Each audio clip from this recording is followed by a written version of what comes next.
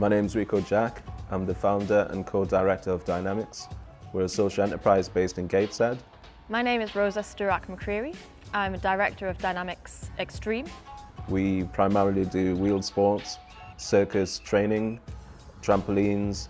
We do a bit of motocross as well, outdoors. And we've incubated various social enterprises and small businesses. And we're based in a city central location. We've been here for around 9 years now. So I was born in Malawi. I came here when I was 10 with my mum and younger brother and my stepdad. We came to live in Whitley Bay for some strange reason. We were the only dark-skinned kids in Whitley Bay, which wasn't the best fun in the world, but we soon got used to it. We grew up around European culture, so we kind of very quickly forgot our African roots because it wasn't really relevant here, I suppose. We didn't forget, obviously, our family and where we came from, but we didn't really know much else about the continent that we came from. It wasn't taught in schools, and we weren't taught about our heritage. We weren't taught about anything to do with Africa, and I was already quite proud of my heritage, and obviously that was a difficult thing for people to understand, why I would be so proud of coming from a backward society, basically, is what they thought. And you can't blame them, really, because the education was so poor in terms of what African people had done for the world. So I felt that as an adult, looking back at my childhood, that things could have been a bit better, that my education could have been a bit more diverse. And as an African, I think it's my duty to try and even up the score a little bit and to try and learn as much as I can about African heritage and African history, and to also try and spread that so other people can access it if they wish. So the Unsung project isn't really my unique concept. It's something that has developed over a 10 to 15 year period in me due to the influences I've had from other people. So I've had mentors such as Garner Harris, who was like a bigger brother to me when I first started off in business. And he encouraged me to trace my African roots. And we realized that the process of understanding that history and that heritage that contributed to a greater understanding of himself, Rico himself, as a person of African heritage, was a process that we would like to share with other people. And we therefore felt it was important to share some of the achievements and contributions of people of African heritage, which may not have been so widely talked about or given a platform, and also events and activities that celebrate African heritage and culture. So it was a real honor to put on a couple of shows here at Dynamix. One of the shows was The Tempest by a company from Malawi called Billy Manquet Arts. And another show was Circus Zambia, who did something about a Malawian teenager named William, who basically taught himself to become an inventor. We've had a huge mural done on the outside of the Dynamix building by the artist Nikwai Dref Desan.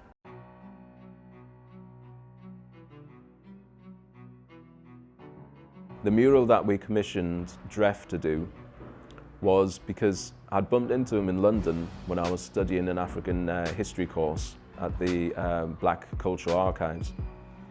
He had done a series on African women, and he had gone around London painting massive murals of African women on the series that he called You Are Enough. So this was a natural continuation for him. And that mural celebrates someone who has been important in our journey in terms of understanding the history and what is happening now in terms of African reparations, and that is Esther Stanford Kose. She was helping me to unlock the knowledge that I needed to gain in terms of reparations. Initially, I thought reparations was about money, and it's actually only 1% about money. Reparations is about repairing the damage that was caused by the greatest Holocaust in human history, the African Holocaust. The commission was about 3 days. He also introduced the piece just before he left at an event that we ran to do with Claudia Jones's background and the history of the Notting Hill Carnival. I developed a a series which really kind of evolved quite organically. Started off after a visit to Ghana last Christmas, and it was a series of 10 portraits of females with women in my circle who I just felt that were doing really amazing things for the community, but didn't feel they were getting celebrated the way that they should. So I just was making portraits of those people, and the reason why I paint is the same reason why you've asked me to paint.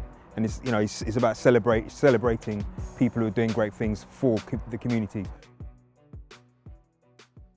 We have had a series of film screenings, so films made by African people, as well as workshops, so a workshop on forum theatre as a tool for looking at how we talk about race, identity, African heritage, how we can unpick some of the issues that we might experience living in the communities and the society that we live in today here in Britain.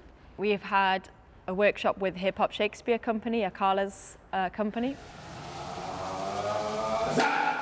We more recently have had a programme running at the Star and Shadow Cinema, which has included an exhibition, Unsung, Sheroes and Heroes of African Heritage, in which we have featured 19 people from the fields of arts and culture, liberation and innovation. So people who have made significant contributions either from the past or people who are still living, people in the present. And that exhibition really, again, is about highlighting the people who aren't talked about necessarily every Black History Month.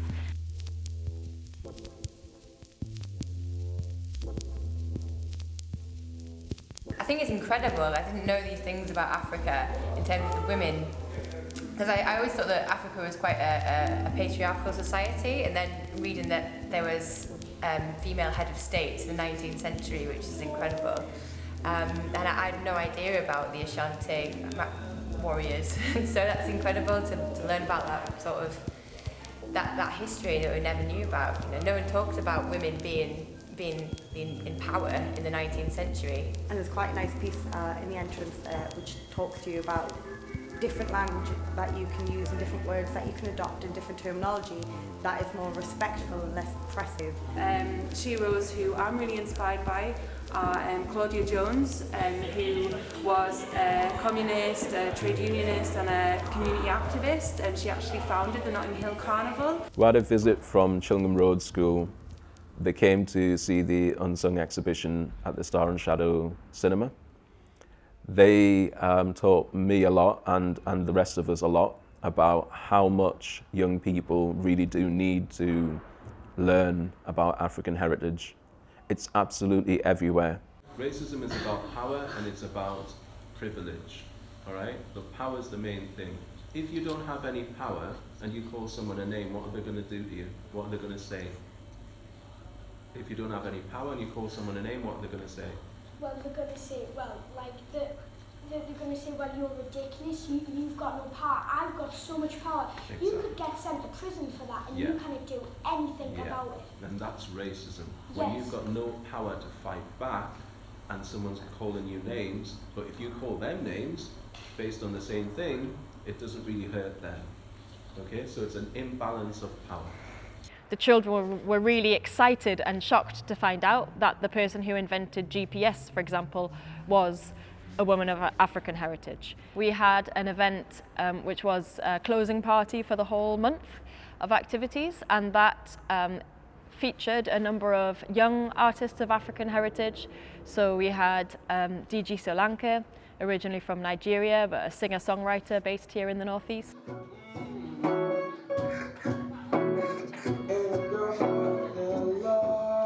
I think the Unsung project is important and needed because as a person of African heritage living in the Northeast, I feel empowered knowing and being able to see examples of people similar to me and the great works that they've done. I feel motivated as a result. We had Nello Da, who is a hip-hop artist, also known as Rife, who is of Angolan heritage. And they say, don't be afraid to bob your head too, man. Say, get me? And they say, The Unsung project for me, it means voice. Remember, we are all geniuses. Yeah. In this venue right now, we are all geniuses. In the Unsung project, it gave us that edge. It gave us that lead to, like, you know, stand in front of people and talk and express how you feel. We had Georgia May, a local singer. Like a butterfly, you forget, spend a little time working on yourself. Then it comes to the deadline, and there's not enough support in your life. The idea of the project was really interesting and encouraged me to want to learn and like reach out to my roots. And then she collaborated with Oz Peters and Chris Macbeth, and Oz was one of our commissioned artists for the Unsung exhibition. I have made an installation called Patchwork, which is a conglomerate of interchangeable songs, which means to say that the sections, drum sections, are interchangeable between the songs, so is the narrative and the instrumentation. So our headline act for that night were the ladies of Midnight Blue, Hanabiel and Gillis, who are great friends and collaborators of ours, people that we have a huge amount of respect for because of the way that they use their music and their arts as community activism, as ways of bringing people together.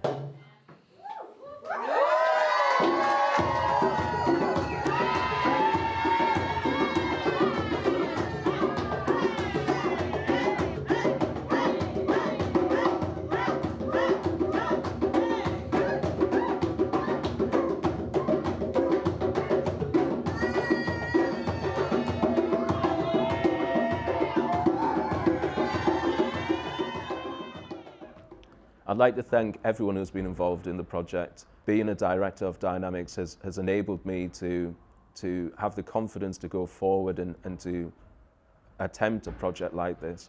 Now it's spiraling into other things, and I hope to work with all the people that have been involved in the future.